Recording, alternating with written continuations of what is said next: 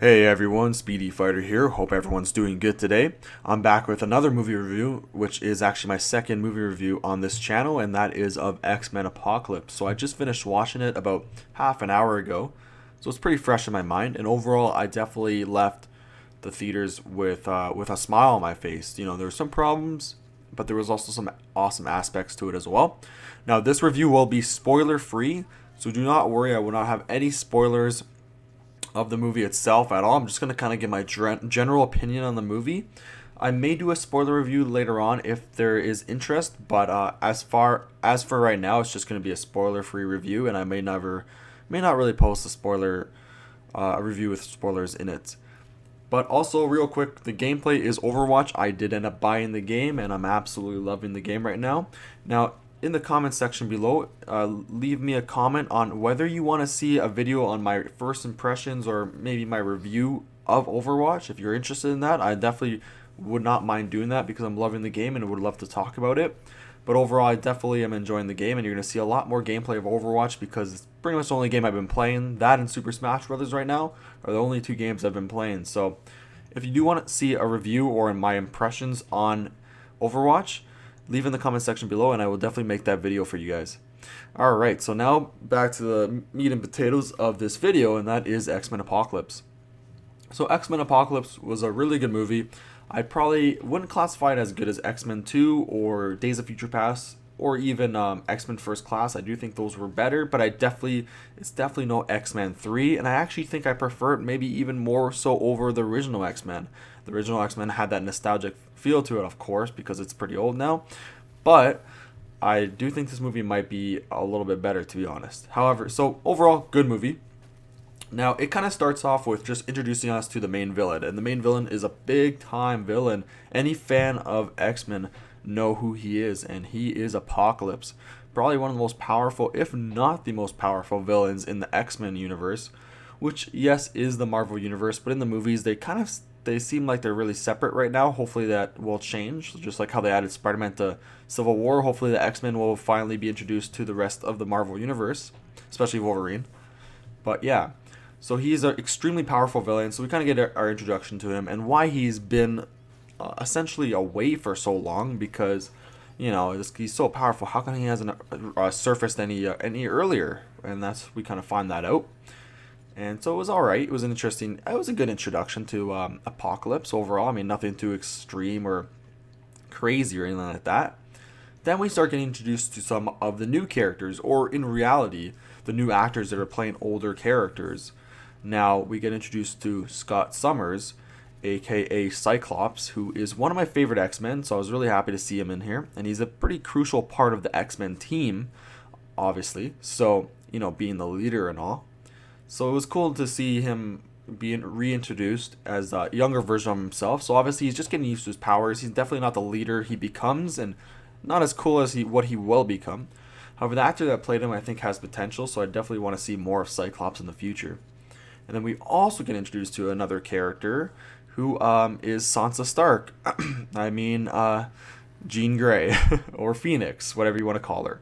Yeah, so essentially the actress who plays Sansa Stark in Game of Thrones will be playing Jean Grey in the X-Men movies from now on, at least hopefully, because she did a great job. And yeah, it was Sophie Turner. She is now Jean Grey, and she did an amazing job in this movie. I actually absolutely loved her. I also love that they introduced her alongside Cyclops because we know that they have a love interest throughout their history together. So, I mean, it wasn't really explored too much, very minimal in this movie, but it wasn't the love interest wasn't explored that much yet. But they're still young and they're still just getting to know each other, right? So you could definitely see the chemistry will eventually be there.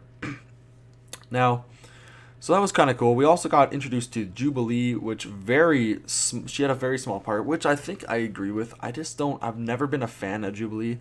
As like an X-Men, but and she had a huge role in the TV show, the cartoon, which I'm sure you all know and love. But I'm glad she doesn't have as much of a role in this, to be honest. So, but yeah, we kind of get reintroduced or introduced to her. I think that's the first time we've seen her in the movies. I'm pretty sure. And then we get reintroduced to Quicksilver, who's back. I mean, obviously he's not a new character. We've seen him. Evan Peters played him in Days of Future Past, and he had an amazing scene. And I'm sure you've all probably heard it, or maybe even seen it. I remember like a day or two ago actually seeing the video on YouTube. Someone posted it, the whole scene with Quicksilver, that kind of cool scene that he had in Days of Future Past. They kind of put it into Apocalypse. Obviously, it's a little bit different, but it's really awesome as well. And I won't spoil what happens if you haven't seen it on YouTube or anything like that. But it is a really awesome scene. So if you're a fan of Quicksilver and Evan Peters, you're gonna really love him in this movie, because he does play a little bit more of a role in this movie than he did in X-Men Days of Future Past, which is really awesome as well. So yeah, so a couple of new characters. Nightcrawler is another big one. He's one of my favorite X-Men. We got reintroduced to him again, and he's pretty cool. I mean, again, I think he's new to the X-Men and all that, so we'll see. Hopefully, he becomes more of like, more intimidating, I guess you could say. He just kind of seemed a little soft, but you know, I see potential. Either way, he was a pretty cool character. Nightcrawler was, I'd say, pretty cool. And then we get, obviously we get introduced to a few characters returning, like Michael Fassbender as Magneto, and he was amazing. Actually, one of my favorite parts of this movie was Magneto. Definitely where all the emotional impact comes from. Pretty much most of it is coming from Magneto's storyline. And again, Michael Fassbender, one of my favorite new actors in the scene right now. I mean, I guess he's not that new, but he's kind of like, he's just kind of getting the attention he deserves now, and I'm glad, because he's an excellent actor and he plays Magneto perfectly. And we also get some feels from Charles Xavier, also aka the actor who plays him, I believe, is James McAvoy. I believe his name is. I always get him confused with Ian McGregor, but I'm pretty sure it's James McAvoy, and he kills it as usual. Charles Xavier, he plays Charles Xavier to a T, absolutely perfect. Loved his roles in this movie. So overall, the movie kind of starts off really slow. You got Apocalypse trying to, get his four horsemen together and kind of, start masterminding his plan of destroying the world of the weak and then rebuilding it with the strong. Essentially, is what his goal is. And then you have actually Mystique, another character Jennifer Lawrence plays. Obviously, Jennifer Lawrence, one of the best actresses out in the business right now, and she kills it again as Mystique, who is just kind of like the leader of the X-Men right now. She's like the leader of the X-Men right now. So it's kind of interesting. I like that aspect. She does a good job, of course. I mean, obviously they want her to have a big role because she is Jennifer Lawrence and she brings in the dough.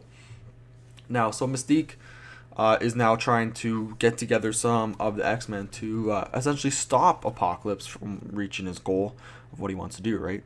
So the first hour is a little slow. I would even say hour and a half. It kind of, it's hit or miss. There's some awesome aspects to it, and then it gets kind of slow, and then it's kind of cool. There's one really awesome cameo. I'm not going to spoil what it is or who's involved in this cameo, but it is an amazing cameo. Anyone who's a fan of X-Men, they're going to love this. Absolutely love this cameo. I smiled throughout the whole thing, and man, it's going to get me pumped for a future movie.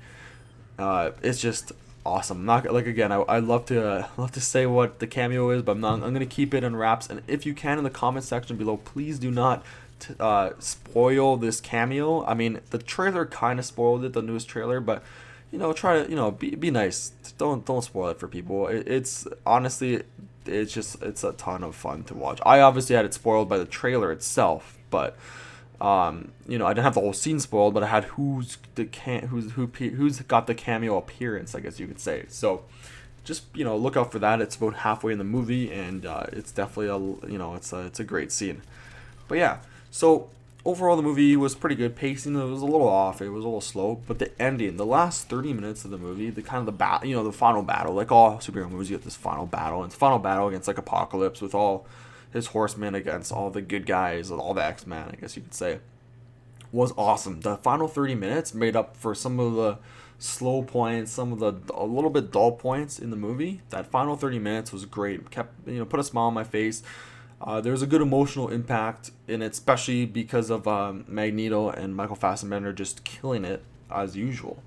So yeah, like the movie was great. I mean, it's not as good as Days of Future Past. It's not as good as X-Men First Class, and it's definitely not as good as X-Men 2.